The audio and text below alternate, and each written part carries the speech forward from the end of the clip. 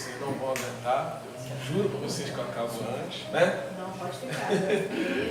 Não vou, vocês não vão ter a caridade de me ouvir, eu ainda vou fazer isso com vocês, né? Não tem jeito, né? Vamos tentar fazer da melhor forma possível, mas trazendo aqui também um grande abraço, um abraço fraterno do Grupo Espírito Obreiro de Cristo, onde a gente milita, que hoje também, daqui a pouco começa a nossa reunião, às vezes a demora, né? É por isso, é porque a gente também tem as nossas funções, mas quando Jesus seus familiares vão até ele e os discípulos falam para ele que sua mãe e seus irmãos estão aí, ele pergunta: quem é minha mãe e quem são meus irmãos, senão todo aquele que faz a vontade do Pai? O que ele quer dizer? Que a gente também não pode ser exclusivista, né? Se o outro está precisando da gente e a nossa casa pode continuar sem a gente, nós podemos ir lá fazer, porque somos todos uma grande família universal, né?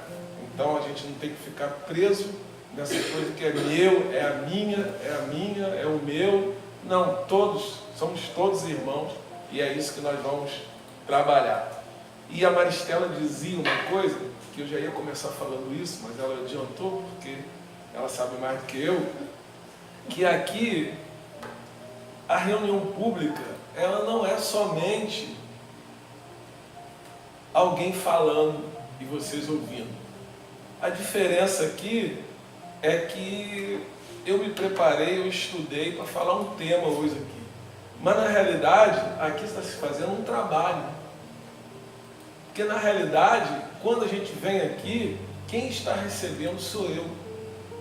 Não só o conhecimento do estudo, não, mas também as energias. O que a gente faz aqui na frente é um atendimento fraterno. Eu começo a contar aqui alguma coisa, mas geralmente é porque está acontecendo comigo. Então, o que a gente faz? Quando tem um atendimento fraterno, que a gente está com um problema, a gente vai conversar com alguém, não é? Então a gente vem aqui e conversa com o público, né? Aí o que vocês fazem? Que eu tenho certeza. Ficam em pensamento e vão jogando vibrações. Então a gente entra aqui às vezes. Mal sai bem, né? Porque são as vibrações. Então o que a gente está fazendo aqui é uma troca de energia.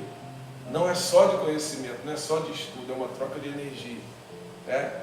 E a gente, eu vi a música ali, estava vendo a letra da música e lembrando, né, que a nossa fortaleza é o conhecimento.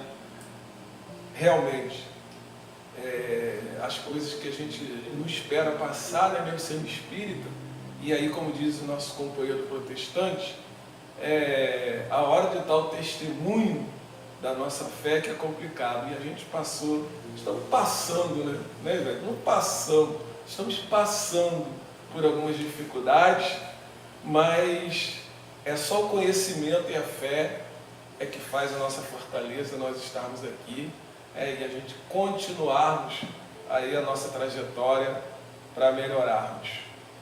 Mas, depois de eu enrolar tanto vocês, quando eu vou falar sobre administração, aconteceu com a Maristela o que acontece com todo mundo. Todo mundo acha que eu vou falar de administração de casa espírita. Eu sei administrar casa espírita.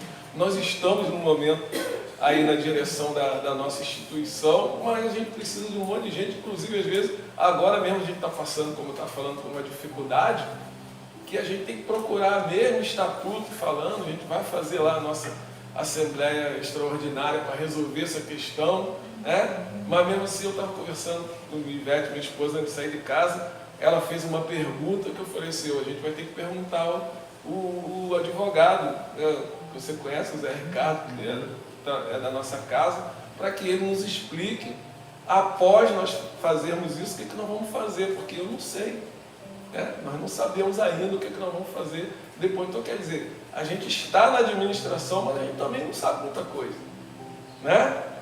Mas o que a gente vai falar aqui é que o Emmanuel vai fazer uma análise no livro Fonte Viva, no capítulo 75, de uma fala de Jesus, como sempre. E eu acho muito interessante essa fala, essa descrição que Emmanuel faz, porque existe uma coisa no nosso meio espírita que é o seguinte: Nós, quando chegamos na casa espírita, ou chegamos no espiritismo, melhor dizendo, tudo para a gente é explicado com a reencarnação, né? A primeira coisa que a gente aprende, não sei vocês, mas foi no meu caso, que estava vindo do catolicismo praticante, aí a primeira coisa que a gente descobre, caramba, eu voltei a minha encarnação para poder pagar o que eu estava devendo. É isso que está na nossa doutrina? A encarnação ou reencarnação é para a gente pagar o que a gente deve? Não, né? A questão 132 do Livro dos Espíritos é muito claro nisso, né? Ela vai dizer sim, que a gente tem que passar por provas, expiações, mas o fim, que é o outro fim, é de colocar o Espírito para que ele suporte a parte que lhe cabe na obra da criação. É isso que está no Livro dos Espíritos. E aí, com isso, nós somos dotados de algumas, como eu vou dizer, de algumas coisas para que a gente possa passar por essa encarnação, passar pela vida. E depois nós vamos ter que dar conta disso que nós recebemos. Que Jesus vai dizer assim: dá conta da tua administração. Está lá no Evangelho de Lucas, capítulo 16, versículo 2. Né? E aí o Emmanuel vai começar a destrinchar só esse trechinho de Jesus. Ele consegue trazer uma coisa para a gente maravilhosa e que a gente precisa entender. Ele vai dizer assim, ó, me permite ler, porque eu vou ter que ler ponto a ponto. Na essência, cada homem é servidor pelo trabalho que realiza na obra do Supremo Pai e, simultaneamente, é administrador, porquanto cada criatura humana detém possibilidades enormes no plano em que moureja. Só aqui tem duas coisas. Tenho certeza que vocês prestaram atenção melhor do que eu. Cada homem é servidor pelo trabalho que realiza na obra do Supremo Pai e, simultaneamente, administrador. Aí o que a gente vai descobrir? Que na nossa vida nós somos patrão e empregado, né? Somos patrões e empregados. A nossa vida nós temos que administrar e nós temos que também servir. Nós temos que fazer as duas coisas na nossa vida. É isso que ele está dizendo. E ele vai dizer assim, ó: mordomo do mundo não é somente aquele que encanece os cabelos à frente dos interesses coletivos nas empresas públicas ou particulares, combatendo trincas mil a fim de cumprir a missão a que se dedica. É outra coisa que a gente acha das missões, né? Não sou Chico Xavier, né? Ele tinha uma missão maravilhosa. Eu não tenho a missão dele, não é isso que a gente fala? Aí a gente começa a elencar um monte de pessoas que fizeram grandes coisas. Mas eu faço uma pergunta.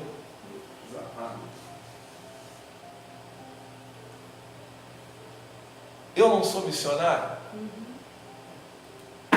Opa, desculpa. Acho que todo mundo acha que não. Né? Eu sou. Todos nós somos missionários. Todos nós somos missionários. Vamos lembrar o Evangelho, a Bíblia, a Gênese, não a nossa Gênese, a Gênese mosaica. Eu gosto muito dessa parte da Gênese mosaica, que quando eu entrei na doutrina espírita, que eu comecei a estudar a doutrina espírita, eu entendi melhor essa parte, a parte da criação da Gênese. Que é interessante que Moisés vai contar que Deus criou o mundo, né? Aí ele vai dizendo lá que Deus criou a luz, fez a luz, achou bom. Aquelas histórias que a gente vai, não é bem isso que a gente quer, né? Deus, aí depois ele criou a terra, achou bom, as águas, os animais acima da água, os animais embaixo da água, ele foi descrevendo. Só fala isso, a criação de cada coisa. Né? Aí, segundo o relato, ele viu aquilo tudo ali, achou bom e pensou assim: mas quem que vai desfrutar disso aqui? Não é isso que está lá no relato? Aí o que ele pensa? Em criar o homem, Adão. Aí vem aquela história, não sei o que, criou do barro, do pó da terra, e soprou e deu vida. Aí é que vem a parte que eu acho interessante. Eu acho que está lá pelo 8º, 10º da Gênesis. Aí que vem uma parte interessante, depois que ele mostra o jardim do Éden a Moisés, a Adão, desculpa, ele faz uma coisa. Fala, Rubio, você lembra o quê? O que ele faz com Adão? Antes disso. Antes. Ele cuidava do jardim. E o que ele tem que fazer? Dar nome. Antes disso, ele vai fazer o quê? Então, o que vai dizer lá o texto? Que Adão começa a dar nome aos animais, aí começa a repetir tudo que Deus fez, Adão fez dando nome. Não é? Não é isso que está lá no texto? Olha só que coisa. Então, o que a gente vai pensar disso? É dentro disso que ele está falando aqui. Deus criou tudo, mas não criou tudo perfeito, pronto, seria a palavra melhor. Deu a nós, espíritos, dar continuidade à sua criação. Não é? Coube a nós e cabe a nós dar essa continuidade. Porque Adão, a gente vai saber dentro da doutrina espírita, que é uma raça, não é um homem. Então a gente vai ver que esse trabalho nos foi dado. Somos nós que temos que fazer o trabalho aqui na Terra. É claro que a gente pede a ajuda de Deus. Deus nos ajude, os Espíritos nos ajudem. Mas eu vou fazer uma pergunta. Se faltasse todo mundo aqui hoje, eu chegasse aqui, os Espíritos iam botar a cadeira no lugar e abrir a porta, acender a luz? Não vai me dizer de fenômeno não, não, né? Mas ia acontecer? Não. Por quê? Cabe ao Espírito encarnado. Os Espíritos encarnados vão estar aqui antes, eles vão passar por ali. Mas a parte que nos toca, não vão fazer. Não vão fazer. Eles não vão abrir a porta, não vão acender a luz. Não vão fazer. Porque depende da gente. O centro espírita vai continuar fechado. Pode estar cheio de espírito aqui, pode continuar a palestra pública para eles. Mas materialmente não. Porque depende da gente. Não depende deles. Depende da gente fazer a parte que nos toca na obra da criação material. Fosse assim, a gente não encarnava, né? Não teria um corpo físico. Concorda comigo? Se eu estiver falando besteira, depois vocês lembram com a Maristela. Tá bom? E ela resolve. Oi? Não, tá bom. É só porque eu preciso realmente molhar a garganta. Ele vai dizer, mordomo do mundo. Não, isso eu já li, desculpa. Ele vai dizer assim, cada inteligência da Terra dará conta dos recursos que lhe foram confiados. Olha só o que ele vai dizer. Quem são as inteligências da Terra? Nós. Nós somos a inteligência da Terra. Então, foi dado a nós os recursos para que a gente continue esse trabalho. Esse é o problema que nós temos que ver na nossa encarnação, né? E aí é uma reflexão de cada um. Qual a parte que me toca aí na obra? Eu não sei. A de vocês eu não sei. Ainda estou buscando a minha, estou entendendo a minha, né? Mas cada coisa que aparece na minha frente eu vou percebendo.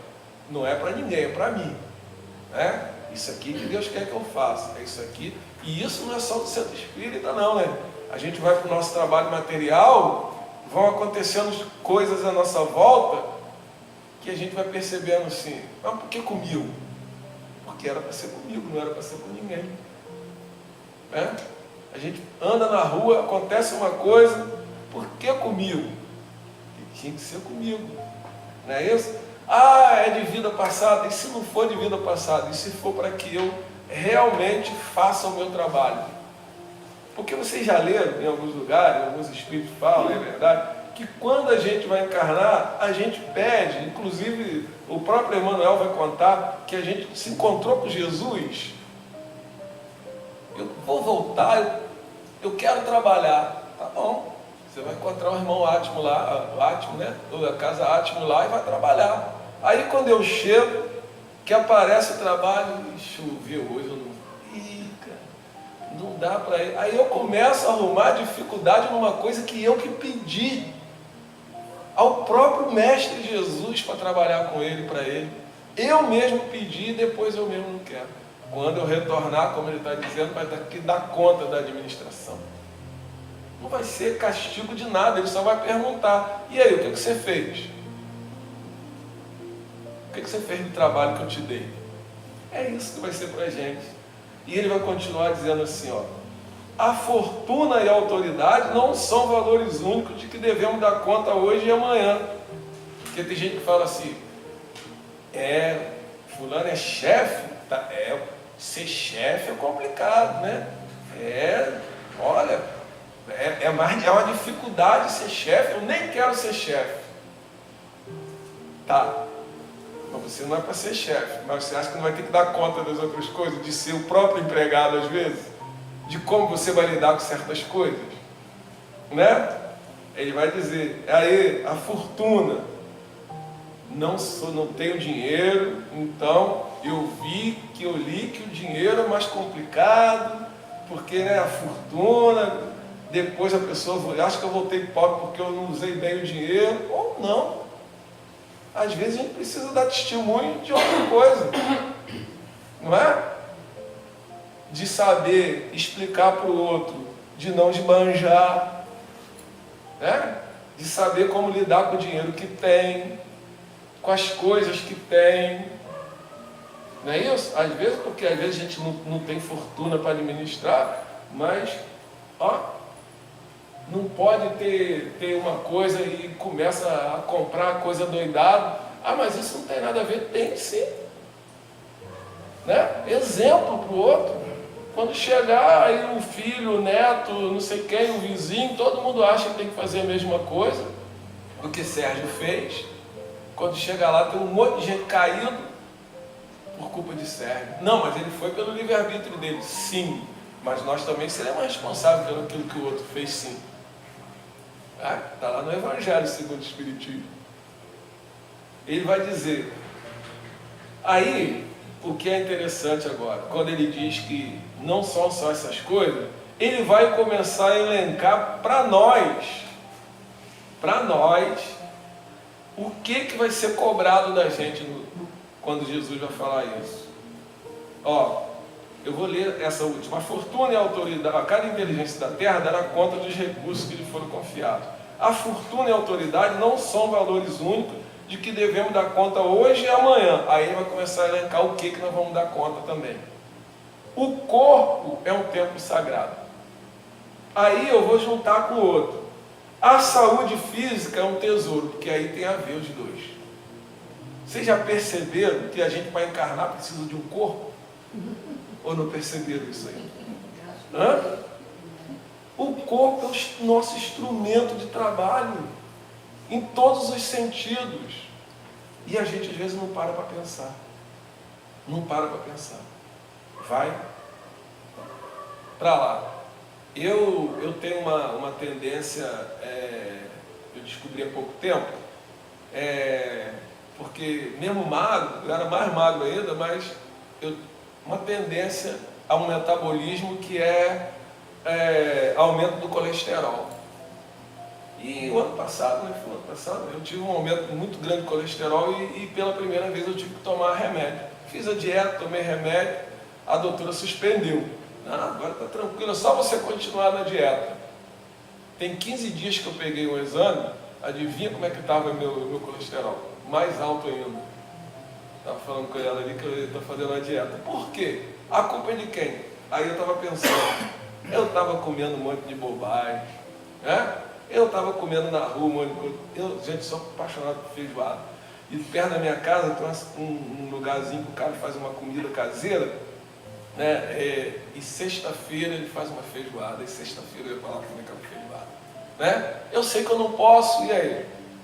Né? Mas, não, aí o que a gente diz? Vou morrer mesmo, né? Não é? Vou morrer mesmo, então deixa para lá. Só que o corpo físico é um templo sagrado.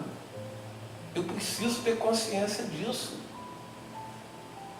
A gente vai fazendo um monte de coisa doidado aí, perde noite de sono, né? Faz um monte de coisa errada, corpo físico. Aí depois a idade também chega, né? Vai cobrando, mas a gente também vai ser cobrado no plano espiritual, né? O que a gente fez do corpo físico? Ele diz, a nossa saúde física, a gente não procura um médico, ou nós homens, então, né? Eu até que muito não, porque a minha mãe tinha mania de levar a gente para médico, e eu segui esse caminho, vou bastante médico. Mas a gente relaxa. A gente tem que fazer o nosso check-up, o nosso cuidado com o corpo físico. Eu até voltei agora a pensar igual minha mãe, igual o pessoal aqui, que eu sou daqui mesmo, né? Agora eu chego em casa, eu fiquei muito tempo, né, com o meu problema de saúde, parei umas 3 vezes no Conde em emergência, a última quase que eu desencarnei, ela que me salvou, né? Acho que o amor me trouxe de volta. E aí, eu fiquei pensando assim, não, 2025 eu não vou ficar tendo resfriado, passando mal e parando no Conde, não. Aí eu fiquei lembrando do que minha mãe dizia, né? O pessoal do interior, aqui do interior, a gente não morei na roça, mas a gente era aqui do interior mesmo. Não dorme sem camisa não, porque senão você levanta no outro dia, pega um golpe de ar, né, e fica gripado. Aí eu sabe uma coisa? Agora eu boto minha camisa, aí eu preciso, né, estou fazendo academia sem gostar, olha só o corpo físico. Odeio academia, mas preciso ir, porque o médico disse que eu preciso. Fui 3 médicos, os 3 falaram academia, então vou na academia, eu chego da academia e não tomo banho, fico esperando uns 20 minutos o corpo esfriar. Minha mãe dizia assim, não toma banho suado, ainda mais que eu tomo banho frio, não toma banho suado, porque senão você vai pegar pneumonia, vai pegar alguma coisa. Mas sabe uma coisa, será que minha mãe estava certa, né? Vou fazer essas coisas do pessoal antigo, vou cuidar do meu corpo, né? Isso é superstição? Pode ser, mas eu quero cuidar do corpo, né? Sei lá, se eu pego a minha resfriado, vamos fazer. Eu quero cuidar do corpo e da saúde. Tomo tudo quanto é vacina, né? Vacina chegou, eu e ela. Eu já fico esperando no posto de saúde, já ligo para a agente de saúde. Chegou a vacina da Covid? Chegou a vacina da gripe? Qual é essa que saiu agora que eu posso tomar? E vou tomando tudo quanto é vacina. A vacina da Covid eu tomei a 7ª, né? Nem lembro mais. A da gripe eu tomo nem quando eu podia eu tomava, porque sobrava lá, eu ia lá pedir o colega para me dar a vacina escondido, né? A gente vai cuidar do corpo físico e da saúde, porque isso vai ser cobrado da gente. E ele vai dizer, a oportunidade de trabalhar é uma bênção. É ou não é? E aqui ele está falando a oportunidade de trabalhar em tudo, né? Em tudo. Olha só o que ele vai dizer com isso. Isso aqui que eu acho bonito. A possibilidade de servir é um obséquio divino. Só que coisa legal, né? Quer dizer, é uma gentileza, né? Se a gente for trocar a palavra aqui, a possibilidade de servir é uma gentileza que a divindade faz com a gente. Olha só, você vai ficar no lugar de um monte de gente com problema. Talvez você não tenha problema, mas você vai ajudar aquilo ali. E o problema que eu falo não é físico, não. Todo tipo de problema. E nós espíritas temos um problema, aí é nosso problema. Nós somos espíritas, mas a gente não conversa de espiritismo com as pessoas que não são, né? Eu não sei se é medo, alguma coisa. Às vezes a pessoa está com um problema, aí ela é protestante. Eu não quero falar de espiritismo com ela. Cara, há uma possibilidade de servir que Deus está dando a gente. Não é para a gente converter ninguém, trazer para o espiritismo, não. Mas se aquela pessoa chega para mim e fala uma coisa do meu lado, é Jesus dizendo assim, olha a oportunidade sua de trabalhar aí. Né? Aí eu falo assim, bom, eu tenho uma fé, a minha fé diz isso. Procura seu pastor, faz alguma coisa. Não, vamos dar mas a minha fé diz isso. Talvez se você fizer isso, será que não seria melhor? A oportunidade que nós temos de servir. Não é? Tanta coisa para a gente fazer. Eu reclamo muito lá no meu grupo que a gente visita um abrigo de idosos, não vai quase ninguém. que domingo. Mas você sabe que domingo é o dia da família, ó, o terceiro domingo do mês. Você fala para a família que esse domingo do mês você vai ficar uma horinha, aí depois todo mundo fala assim na casa. A melhor coisa que tem é fora da caridade não é salvação. Porque se você não quer fazer caridade, como é que vai ser salvo? Né? E eles adoram. Inclusive o nosso companheiro que desencarnou, domingo eles perguntaram, cadê Marcão? Aí eu não sabia o que falar, né? Aí eu cheguei para a administradora e perguntei. Eles me perguntaram o que é que eu falo. Ela falou assim, não pode falar. Aí não perguntaram mais, eu não falei, fiquei na minha, né? Agora na próxima eles vão perguntar de novo, eu vou ter que dizer que ele desencarnou. Não queria dizer, porque eles adoram, né? Adoram ele também, né? Aí eles me perguntaram, cadê Marcão? Aí eu enrolei. Aí depois fiquei falando, será que eu estou faltando a caridade, né? Aí eu fui lá, porque todo, né? No idoso eu não sei como é que funciona, né? Problema de saúde. Aí eu fui perguntar à administradora, Terezinha, e aí? Não, pode falar, seja honesto com eles. Aí depois também não voltei, não falei nada não. Quer dizer, depois eu me senti até um pouquinho mal, né? Porque eu tinha que ser verdadeiro com eles, como ela disse. É o ensejo de trabalhar. Ele vai dizer, o ensejo de aprender é uma porta libertadora. A música disse um pouquinho sobre isso, né? A música disse. Como a gente aprender liberta a gente. Todas essas dificuldades que eu estou passando, o aprendizado é que está ajudando. Né? Ontem, na nossa reunião mediúnica, achei muito interessante que chegaram 2 companheiros, um espírito de homem e um espírito ainda de mulher. E os 2, em médios diferentes, interessante que eles falaram assim, eu não estou entendendo, porque eu sei que eu morri, os 2 sabiam que tinham morrido, eu só não estou entendendo porque que eu estou falando com você, porque que eu estou vendo um monte de coisa e está tudo estranho. Aí um falou assim para a gente, falou assim para mim, eu vim para cá porque um colega falou assim para mim, conversando com ele no plano espiritual, vai lá naquela casa ali, que ali eles vão te explicar como é que vai ser agora para você. Olha que coisa interessante, ali eles sabem como fazer, foi ali que eu aprendi. Achei aquilo interessante, os 2 falaram isso. Aí ele falou assim, mas como é que eu vou lá? Acompanha aquele rapaz ali que era o médico. Olha como a gente trabalha trazendo os espíritos nesse momento que vocês trouxeram um monte de espírito para cá e nem sabe. Os espíritos trabalhadores da casa falam assim, acompanha a Maristela, vai lá, acompanha o Gutenberg. Aí vocês acham que estão sozinhos, chegou com 10, 15, que chega aqui, ouve e fica. Aí quando chega no plano espiritual, meu amigo, eu não te conheço de onde você é, né? Eu não conheço aquela pessoa ali, ela vai dizer assim, não rapaz, eu aprendi com você. Olha só, que coisa legal, né? O tempo que está passando rápido é um patrimônio inestimável. Eu estava conversando com a amiga lá na casa. Aí ela virou e falou assim, tá tudo rápido, né? A gente não tem tempo de nada, não. Eu falei assim, mudou? Porque na minha época um dia tinha 24 horas. Mudou? Não tem mais não? Ela tem 24 horas, então continua a mesma coisa. Está tudo muito rápido? Claro, tudo mudou. Antigamente era tudo mais calmo. Mas agora o tempo, quem faz, somos nós. Nós é que fazemos o tempo. Sabe por quê? Porque tudo a gente tem que ter escolhas. E o momento, eu tenho que escolher o que é prioridade para mim.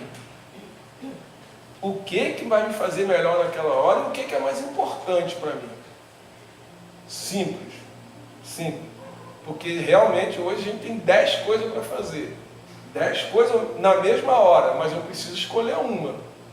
E eu tenho que escolher aquela que eu posso fazer, aquela que é melhor e aquela que as pessoas estão precisando mais. Né? É isso. Não é que o tempo mudou não, continua 24 horas. Que agora ele está mais corrido, mas quem faz o tempo somos nós. Eu não tenho tempo de ler, tem?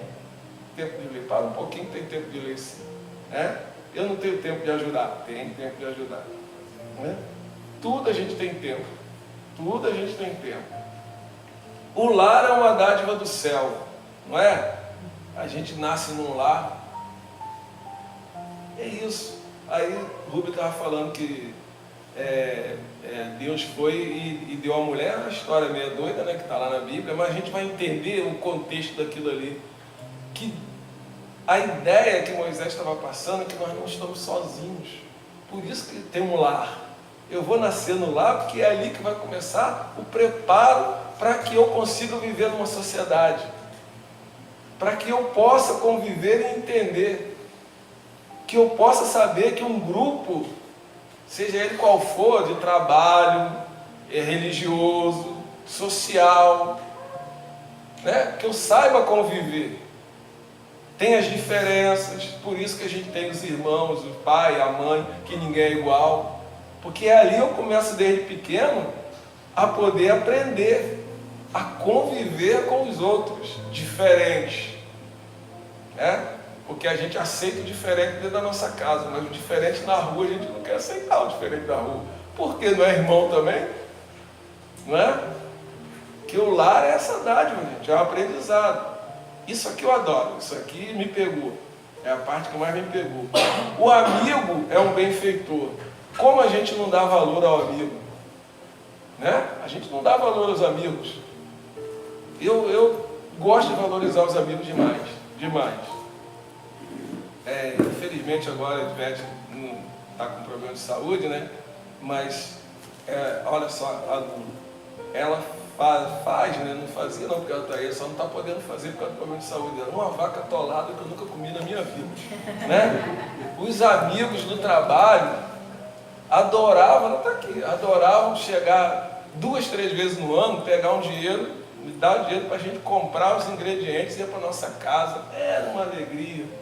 A alegria de receber aqueles amigos, ela cozinhava aquele panelão de comida, e era bagunça, e brincava, e eles diziam, eles me chamam de Aristide, vamos para a casa de Aristide, né? Só queria a nossa casa, que legal, a gente até ia para a casa de outros, né? Aí lá no outro era churrasco, porque ninguém sabia fazer a vaca atolada de Ivete, aí fazia churrasco, se encontrava, agora está todo mundo ligando um para o outro, que está sentindo falta.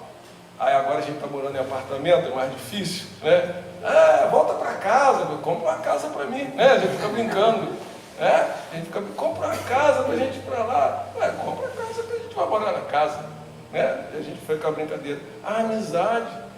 Nós tivemos um problema, eu e ela, e nós chegamos, ele não está aqui hoje, mas está gravado, ele vai ver, é verdade.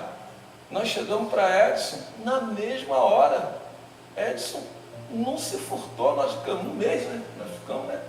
Um mês e pouco, que nós precisamos dele, pela amizade que eu tenho com ele, para mim como irmão, com todas as dificuldades que eu tenho, que ele tem, né? Duvido, numa mesma hora, não disse nem pensou, agora mesmo, na mesma hora, liguei para ele e falou assim, pode vir, está tranquilo. Fruto de quê? Da amizade. Fruto da amizade. Esse companheiro que desencarnou no susto, agora no dia 8 de outubro, ele não era um companheiro da casa espírita, não era só o companheiro que me ajudava em tudo, meu braço direito, meu braço esquerdo, não. Ele era da minha família. Agora essa última mudança, eu não tenho habilidade nenhuma, aí vai ter que chamar alguém, chamava ele, né? Ela comprou lá o cooktop, né? Um fogão lá, esses fogões que as mulheres gostam lá, ele foi lá montar lá no lugar. Eu com meu problema de saúde aí, que eu preciso fazer uns exames que só faz em centro cirúrgico, e precisa alguém comigo, esse ano ele foi o quê? 3 vezes? 3 vezes se dispôs a dirigir meu carro, me levar, ficar comigo, sem comer, né? Porque teve um dia que eu fiquei até 5 horas da tarde sem comer nada, ele veio de comer, ficou comigo lá sem comer. Por isso que eu digo para todo mundo, o desencarne dele, eu sofri mais do que o do meu pai. Muito mais do que o do meu pai, vocês não imaginam, mas muito mais do que o do meu pai. Porque meu pai a gente estava esperando, né? Meu pai já estava até sofrendo muito com o câncer dele. Muito. A gente estava esperando o desencarne do meu pai, e o dele a gente não estava. Né? A gente não estava esperando. Estava contente, brincando, estudando terça-feira no Centro Espírita. Eu falei umas brincadeiras para ele, até sobre desencarne, que eu dizia sempre para ele que eu ia primeiro e eu ia voltar para o GEOC, e ele que ia me doutrinar, porque ele que me ajudava na doutrinação, né? E a médium eu escolhi quem era, né? Que eu ia voltar para falar isso, a gente brincando terça-feira de noite, ele, de madrugada, ele desencarna. Uma amizade que para mim é tudo. Não tem nada, não tem preço nenhum que pague. Nenhum. Entendeu? Melhor do que meu irmão. Melhor do que meu irmão. A experiência benéfica é uma grande conquista, né? Aí ele vai dizer assim, a ocasião de viver, olha essa coisa bonita, a ocasião de viver em harmonia com o Senhor, com os semelhantes e com a natureza, é uma glória comum a todos. Todos nós podemos viver em harmonia com o Senhor, com a espiritualidade também, com os semelhantes e com a natureza. Todos nós podemos fazer isso. Ele vai continuar. A hora de ajudar os menos favorecidos, de recursos ou de entendimento, é valiosa. A gente não sabe como é bom a gente ajudar, porque nós vamos ser cobrados disso também. Ele vai continuar dizendo assim, o chão para semear a ignorância, o chão para semear, a ignorância para ser instruída e a dor para ser consolada, são apelos que o céu envia sem palavras ao mundo inteiro. Olha que coisa, nós somos colocados aqui também para instruir a ignorância. Ah, mas isso é pretensão, Emmanuel está dizendo aqui, porque Jesus nos diz que nós não podemos botar a candeia embaixo do quê? Se eu tenho conhecimento, eu tenho que propagar esse conhecimento. De que forma? Falando também. Exemplificando também. E está gravando, mas eu vou falar uma história. Eu estava no meu trabalho com uma colega e a gente estava retornando e ela virou e falou assim para mim, você parece evangélico. Aí eu falei assim, sou evangélico, sigo Jesus, o evangelho de Jesus. De que igreja? Aí eu virei e falei assim, não, eu sou do Grupo Espírita Obreiro do Cristo. E para você ainda não ficar, quando eu vou falar uma coisa errada, não sou da Umbanda nem do Candomblé, não é nada contra, mas porque eu sei que você vai dizer que eu sou macumbeiro, não sei o que, eu sou, a gente estuda e pratica o que Allan Kardec ou o professor Rivail falou. Aí, você é kardecista, tá. Aí, pronto, foi a pergunta dela, né? Mas você acredita em reencarnação? Ela sabia, né? E nós viemos conversando algumas coisas, e eu comecei a citar alguma coisa do Evangelho, segundo o Espiritismo, para ela, e do Evangelho mesmo, de Jesus. No final, quando nós chegamos na unidade, ela virou para mim e falou assim, a gente precisa continuar essa conversa, porque você me deixou com a pulga atrás da orelha. Eu falei assim, que bom, eu não quero tirar você da igreja, de forma nenhuma, você pode continuar na sua igreja, mas eu quero que você seja uma cristã esclarecida, pelo menos, né? Ela, não, a gente precisa conversar sobre isso. Graças a Deus ela não voltou, né? Porque senão, né? Estou brincando. Mas não é. Eu sou melhor do que ninguém, porque eu pensei assim na hora. Eu falo ou não falo? Mas aí ficou aquele negocinho no meu ouvido, né? Olha, ela foi colocada aqui do seu lado para isso. É o momento. Ela tá precisando de ouvir alguma coisa, né? Olha, pretensão não é, mas era. Ela estava com uma dúvida a respeito de uma questão da carta de Paulo. Ela estava com uma questão, que o problema não foi nem o Evangelho de Jesus, foi a carta de Paulo. Eu falei para ela, olha, o problema é o seguinte, Paulo falou a esse povo aqui. Você pode ver que quando ele falou a esse povo aqui, ele falou diferente. Aí ela ficou na dúvida. Ficou na dúvida. Então, esse é o nosso trabalho. E ele vai dizer assim para a gente encerrar. Ele vai fazer uma pergunta, que essa pergunta vai ficar na cabeça de vocês. Depois de vocês verem, ele vai dizer assim, que fazes, portanto, dos talentos preciosos que repousam em teu coração? Presta atenção, vou repetir. Que fazes, portanto, dos talentos preciosos que repousam em teu coração, em tuas mãos e no teu caminho? Essa é a pergunta que ele está fazendo para a gente. Ele vai dizer que nós temos talentos preciosos que estão no nosso coração, nas nossas mãos e no nosso caminho. Essa é a pergunta que ele está fazendo para a gente, que vocês vão ter que pensar, tá? E aí ele vai continuar dizendo assim: vela, aí vela a gente pode trocar aqui por cuida, né? Vela por tua própria tarefa no bem diante do Eterno, porque chegará o momento em que o poder divino te pedirá: dá conta da tua administração. É isso que a gente precisa saber. A gente precisa fazer essas perguntas. Como que eu estou usando os meus talentos? Né? Vamos lembrar da parábola do talento. Será que eu estou enterrando os talentos? Será que eu estou produzindo mais coisas? Porque o trabalho de Jesus na seara da terra depende da gente. Vocês perceberam uma coisa?